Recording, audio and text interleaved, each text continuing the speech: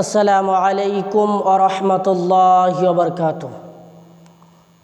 الحمد للہ نحمده ونستعینه ونستغفره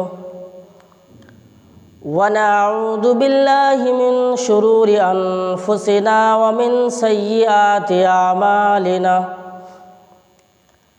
من يهده الله فلا مضل له ومن يضلله فلا هادي له، وأشهد أن لا إله إلا الله وحده لا شريك له، وأشهد أن محمدًا عبده ورسوله،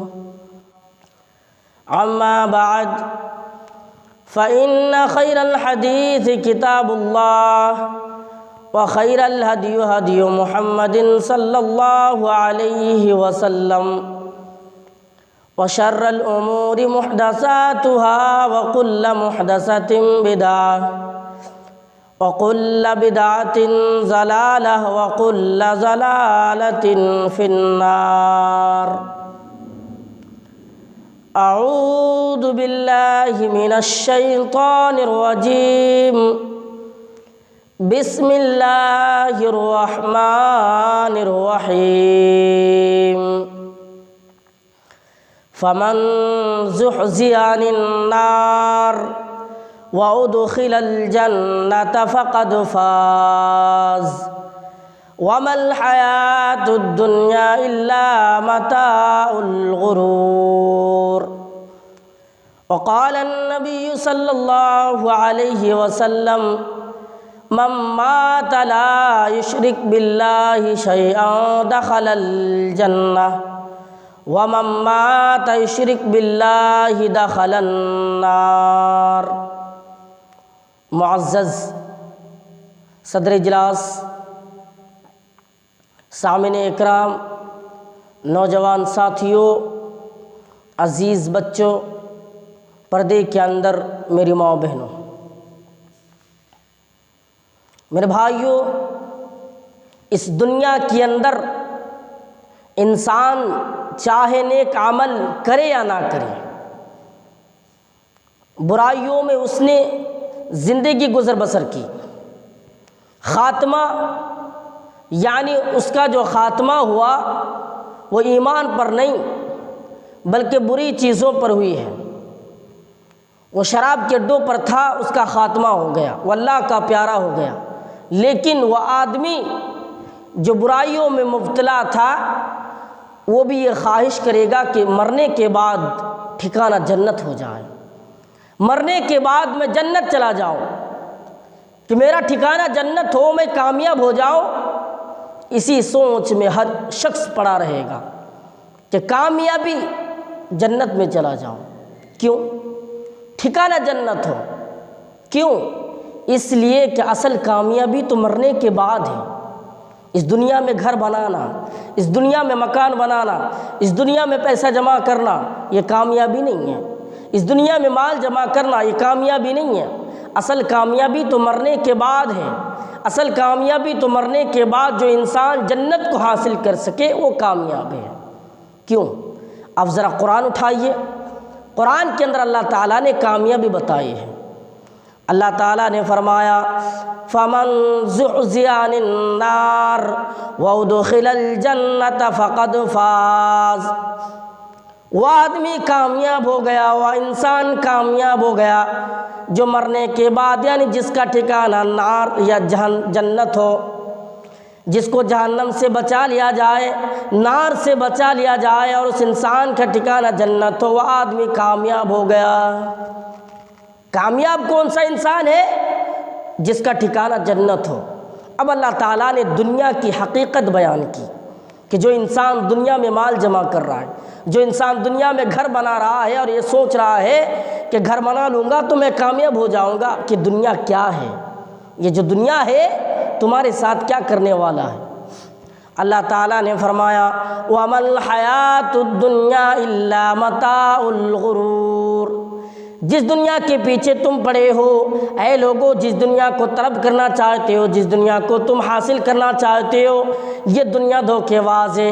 یہ دنیا آج تک کسی سے وفا نہیں کیا ہے، یہ دنیا آج تک کسی سے وفا نہیں کیا، اور تم سے کیسے کر لیں؟ اگر یہ دنیا کسی سے وفا کرتا، اگر دنیا کسی سے محبت کرتا تو فرعون سے کر لیتا، جس نے پوری دنیا میں حکومت کی۔ ارے دنیا کسی سے محبت کرتا تو ان لوگوں سے کر لیتا جو دنیا میں جنت بنائی، جہنم بنا کر وہ دنیا سے گزر گئے۔ فرعون وہ انسان جس نے ساری زندگی گزار دی دنیا کے پیچھے، لیکن اس دنیا نے اس سے بھی محبت نہیں کی، اس سے بھی وفا نہیں کیا، اس کا بھی ساتھ چھوڑ دیا۔ اور آج اس دنیا میں ہم پیسہ جمع کر رہے ہیں، اس دنیا میں ہم مال جمع کر رہے ہیں اور خوش ہیں کہ ارے میں کامیاب ہو گیا۔ ارے اصل کامیابی تو مرنے کے بعد ہے، جو جنت حاصل کرے۔ دنیا میں گھر بنانا کامیابی نہیں، یہ تو زندگی پل بھر کی ہے۔ یہ جو زندگی ہم اور آپ جی رہے ہیں، وہ جی رہا ہے زندگی۔ انسان 60-70 سال گزارنے کے لیے گھر مکان بنا کر مال جمع کر رہا ہے، آخرت کو بھلا دیا، کوئی فکر نہیں۔ لیکن اصل میں آخرت کی تیاری کرنا چاہیے، آخرت کے لیے غور و فکر کرنا چاہیے کہ ہم کیا کر رہے ہیں۔ آخرت کو بھلا کر دنیا کے پیچھے دوڑ رہا ہے، دنیا کو حاصل کرنا چاہتا ہے، لیکن آخرت ہی تو کامیابی میں، آخرت کے دن ہی تو کامیابی ہے۔ اس دنیا میں کوئی کامیابی نہیں، اس دنیا میں کوئی کامیابی نہیں۔ سارا انسان اگر دنیا کے اندر سارے لوگ دنیا کے پیچھے دوڑے تو آخرت کے دن ناکام ہوگا۔ تو آئیے سوال یہ ہے کہ ہم اس کامیابی کو کیسے حاصل کریں، ہم اپنے آپ کو جنتی کیسے بنائیں۔ جنت حاصل کرنے کا وہ کون سا اسباب ہے، جہنم سے بچنے کا وہ کون سا طریقہ ہے، کون سا اسباب ہے جو ہم اپنے آپ کو اس چیزوں کی طرف دوڑائیں، حاصل کریں تو جنت کو حاصل کر سکتے ہیں۔ تو انشاءاللہ میں آپ کے سامنے چند اسباب، چند سبب بیان کروں گا، آپ ذرا غور کریں۔ چند اسباب ہے، اگر انسان اپنی زندگی میں ان چیزوں کو شامل کر لے، اگر رچ لے تو انشاءاللہ وہ انسان کامیاب ہوگا۔ تو جہنم سے بچنے کا جو اسباب ہے، ان میں سے جو سب سے پہلا سبب ہے وہ ہے توحید۔ ایک انسان توحید کے بغیر کامیاب نہیں ہو سکتا۔ ایک انسان کے اندر اگر توحید نہ ہو تو وہ ناکام ہے، وہ برباد ہے، وہ تباہ ہے۔ توحید ہر انسان کے لیے ضروری ہے، ہر مسلمان کے لیے، ہر شخص کے لیے توحید ضروری ہے۔ توحید کے بغیر کوئی کامیاب نہیں ہو سکتا۔ آئیے ایک حدیث دیکھیے، ایک صحابی رسول کہتے ہیں میں نے اللہ کے نبی کو فرماتے ہوئے سنا، اللہ کے نبی جناب محمد رسول اللہ صلی اللہ علیہ وسلم نے فرمایا، من اشہد ان لا الہ الا اللہ وان محمد الرسول اللہ۔ اگر کوئی شخص اس بات کی گواہی دے کہ اللہ کے سوا کوئی معبود نہیں، اللہ کے سوا کوئی معبود برحق نہیں، اور محمد رسول اللہ صلی اللہ علیہ وسلم اللہ کے آخری نبی ہے، تو اللہ کے نبی نے فرمایا حرم اللہ علی النار، اس انسان پر جہنم کو حرام کر دیا جاتا ہے۔ وہ انسان جہنم میں نہیں جا سکتا جو اس بات کی گواہی دے کہ اللہ کے سوا کوئی معبود نہیں اور محمد صلی اللہ علیہ وسلم اللہ کے رسول ہیں۔ آئیے اور ایک حدیث دیکھیے، حدیث کے راوی حضرت عمر بن خطاب رضی اللہ تعالیٰ عنہ ہے۔ یہ عمر جس راستے سے یعنی عمر رضی اللہ تعالیٰ عنہ چلا کرتے تھے تو شیطان میں ڈر کی وجہ سے بھاگ جاتے تھے۔ یہ حدیث کے راوی بیان کرتے ہیں، اللہ کے نبی نے فرمایا کہ لوگو میں ایک ایسا کلمہ جانتا ہوں اگر تم دل سے گواہی دو گے تو یقیناً اللہ تعالیٰ تم پر جہنم کو حرام کر دے گا۔ وہ کون سا کلمہ ہے؟ اللہ کے نبی نے فرمایا لا الہ الا اللہ محمد الرسول اللہ۔ اگر کوئی دل سے گواہی دے کہ اللہ کے سوا کوئی معبود نہیں اور محمد صلی اللہ علیہ وسلم اللہ کے رسول ہے تو اللہ تعالیٰ اس انسان پر جہنم کو حرام کر دیتا ہے۔